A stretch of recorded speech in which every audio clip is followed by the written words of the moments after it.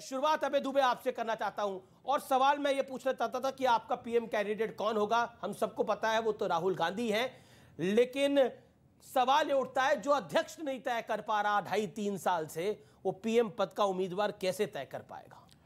अमीश देवगन जी और युवा साथियों, भारतीय जनता पार्टी के जो कार्यकाल 8 साल का हमने देखा, उसमें समूची भारतीय जनता पार्टी के लिए कहता हूं कि सचमुच में तुम खलनायक हो। नायक का सिर्फ मुखौटा है, अभिनय में महा छलावा है, अभियान बहुत ही छोटा है। इस नाटक में क्या रखा है, ये खेल तमाशा बंद करो। आखिर इस आने वाले भविष्य के भारत का चेहरा होगा कौन? हमने एक चेहरे के इर्द गिर्द जो राजनीति देखी है, उसमें सिर्फ और सिर्फ छलावा देखा है। अब भारतीय जनता पार्टी अगले चुनाव में अमीश देवगन जी जाएगी तो क्या नारे देगी? 4 नारे। बेरोजगारी से बैर नहीं, युवाओं की खैर नहीं, घर घर महंगाई, हर घर महंगाई, बैंक लुटेरों का साथ, धन्ना सेठों का विकास, मोदी जी को हम लाने वाले हैं, वो महंगाई बढ़ाने वाले हैं। जी देखिए, कांग्रेस का जो कंफ्यूजन है, वही जो कांग्रेस की लायबिलिटी है वो बीजेपी की एसेट है, वो क्या आम आदमी पार्टी की भी एसेट है? अभी हाल ही में जो हमने उठक बैठक देखी है बिहार के अंदर, उसको देख के कुछ याद आता है आपको? मुझे ये लगता है कि 75 साल से इस देश में जब चुनाव जब भी होते हैं तो मुद्दा विकास नहीं होता है। मुद्दा कभी जाति बन जाता है, कभी धर्म बन जाता है। आपस में जनता को लड़ा करके जाति के नाम पर, धर्म के नाम पर लोग सत्ता में आ रहे हैं। तो अरविंद जी ने कहा कि अगर इस देश को नंबर 1 बनाना है तो आपको सबसे पहले हर देश के हर एक व्यक्ति को, हर एक बच्चे को अच्छी शिक्षा आपको देनी चाहिए। अगर देश को नंबर 1 बनाना है आपको, तो देश के हर एक व्यक्ति को अच्छे स्वास्थ्य की सुविधा मुफ्त मिलनी चाहिए, उनका अधिकार है। अगर इस देश को नंबर 1 बनाना है तो आपको अपने युवाओं को रोजगार देना पड़ेगा। जी जी। अगर आपको नंबर 1 बनाना है तो आपको महिलाओं के लिए 2024 में अरविंद केजरीवाल भी चेहरा है एक। देखिए, मैं वही कहा कि जो 130 करोड़ जनता की उम्मीदें होंगी वही चेहरा होगा। और जब नहीं, अभी और सीबीआई का प्रकोप बढ़ जाए, अगर मैं वही कह रहा हूं, अभी 2 राज्यों के अंदर है, दिल्ली तो हाफ स्टेट है, पंजाब एक फुल स्टेट है।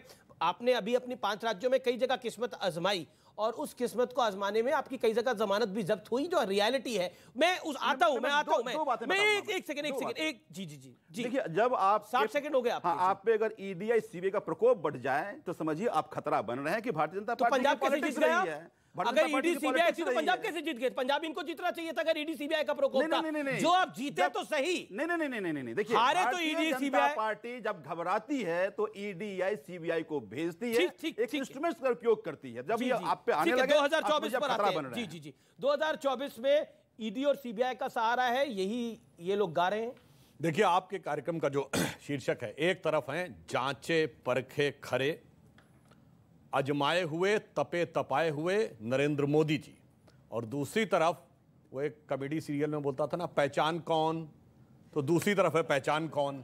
और इस पहचान कौन में बात क्या है? मोदी जी के नेतृत्व में भाजपा है सरकार बनाने के लिए, और ये सब लोग हैं अपनी अपनी हैसियत बनाने के लिए, ताकि ये दिखा तो सकें कि हाँ, हमने भी चुनाव लड़ा है, हमने भी चुनाव लड़ा है। अब जैसे अभी अभय दुबे जी की पार्टी के जो चिर युवा नेता हैं, जो कि अनेक राज्य हारने के बाद भी दावेदारी में हैं, वो अपना गढ़ नहीं बचा पाए तो दावेदारी में है। आम आदमी पार्टी नई राजनीति के लिए आई थी, जिनके संस्थापक सदस्यों का विश्वास अब उनके साथ नहीं है, और इनके पितृ पुरुष अन्ना इनकी राजनीति के अनोखेपन की पूरी कहानी बता चुके हैं।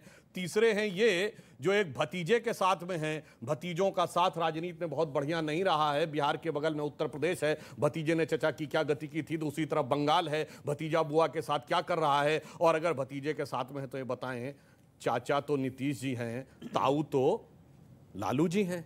अच्छा चलिए, ताऊ तो चुनाव नहीं लड़ सकते, पर ताई बड़ी नेता हैं या चाचा बड़े नेता हैं, इसी का फैसला नहीं हो पाएगा। जी, आपने अपनी 60 सेकंड को अच्छे से इस्तेमाल करके अपनी बात को रखा। देखिए माधव बाबू, जब हम पहले आपसे, जब आप स्टूडियोज में आए थे तो नीतीश बाबू, सुधांशु जी यानी बीजेपी की तरफ थे, अब आप लोग अभय दुबे जी की तरफ हैं। और ये जो उठक बैठक आपने केसीआर साहब को करा दी है, इससे क्या समझे पब्लिक? अमित देवगन जी, देश का मौसम भी चेंज हो रहा है। अब हम लोग समर से विंटर की तरफ जा रहे हैं, तो देश की राजनीतिक फिजा भी जो है ना बदल रही है। और जब हम लोगों ने एनडीए छोड़ा, जब आदरणीय नीतीश कुमार जी ने यह फैसला लिया, तो निश्चित रूप से बीजेपी को कड़ा झटका लगने का काम हुआ है। बीजेपी की बेचैनी को हम लोग समझ सकते हैं, और कोई भी पार्टी इस तरह का निर्णय लेती है तो पार्टी को बनाती भी जनता है और बिगाड़ती भी जनता है। तो जनमानस की भावनाओं को समझते हुए जो बीजेपी की तो जो कर कार्य- दीजिए घोषणा, आ रहे हैं नीतीश बाबू, करिए।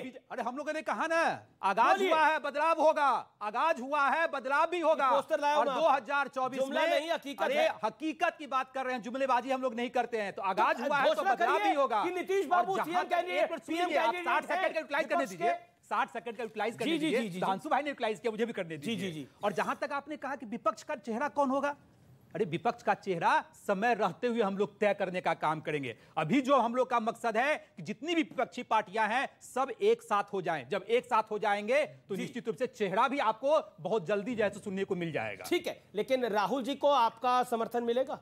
राहुल जी तो हम लोग के गठबंधन में है, नहीं, समर्थन बिहार में तो मिलेगा गठबंधन as a की PM सरकार चल रही है। कैंडिडेट? राहुल जी को आपका समर्थन मिलेगा एज अ पीएम कैंडिडेट? देखिए मैंने कहा कि जब सारी पार्टियां बैठेगी, जब एकजुट हो जाएंगे, तो जैसे निश्चित केसीआर रूप को से- बिठा रहे थे आप। निश्चित रूप से चेहरा हो जाएगा, चेहरे पे हो जाएगा। और आदरणीय नीतीश कुमार जी, ठीक है, सुधांशु जी, इतने सुधांशु टॉलेंट जी, लीडर हैं, सबको पता है। देन अबे दुबे, और फिर मैं अपने एनालिस्ट के पास आ रहा हूं। चेहरा हो जाएगा नहीं, यहां चेहरा नहीं है, चेहरे हैं। और उन चेहरों का हश्र क्या होता है, मैं याद दिलाना चाहता हूं। भारत के इतिहास में सबसे बड़ा गठबंधन सबसे मजबूत बना था जनता पार्टी में, जिसमें सब पार्टियों ने अपनी पार्टी का विलय कर दिया था। हमने भी विलय कर दिया था। इसके बावजूद वो गठबंधन नहीं चल पाया, और जिस समय वो गठबंधन टूटा था तब स्वर्गीय अटल जी ने लिखा था, वो आज बिल्कुल चरितार्थ होता है। बेनकाब चेहरे हैं, दाग बड़े गहरे हैं, टूटता तिलिस्म आज सच से भय खाता हूं, गीत नहीं गाता हूं, गीत नहीं गाता हूं, वो इन लोगों के ऊपर लागू होता है। अब अबे जी, ये मतलब आपका अपना नेता नहीं तय हो पा रहा, तो आप पे विपक्ष भी ये भरोसा कैसे करेगा? ये संजीव झा या फिर माधव आनंद भरोसा कैसे करेंगे? आपको अपने ऊपर खुद ही भरोसा नहीं है। हमीश देवगन जी, एक पुराना गाना याद आता है, गा दीजिए फिर। काम को देखो चेहरा न देखो, चेहरों ने लाखों को लूटा, काम सच्चा और चेहरा झूठा।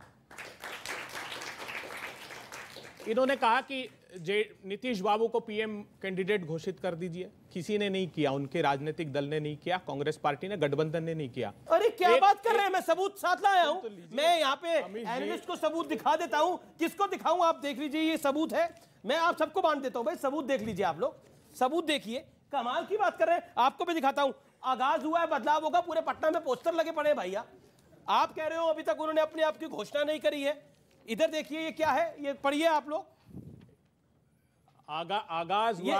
आगाज हुआ है, बदलाव होगा, इसका अर्थ जानते हैं आप? फोटो किसकी लगी एक है? नए गठबंधन चेहरा ना का। देखो, तस्वीर किसकी दिखा रहे हो? अब मैं वही बता रहा हूं, ये तस्वीर के बारे में एक बार चेहरा सच्चा, एक बातें बार- झूठा। एक बार उल्लेख कर दिया था इनके सुशील मोदी जी ने।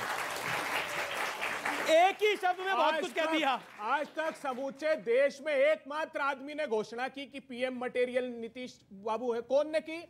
सुशील मोदी, भारतीय जनता अच्छा, आप पार्टी अपने के पोस्टर में, आपके पोस्टर में लिखा हुआ है भारतीय प्रदेश में जनता दिखा, पार्टी ने देश में उनको दिखेगा, यही लिखा हुआ है मुख्यमंत्री ना? पद से हटा दिया तुरंत। एक सेकंड, ये देखिए क्या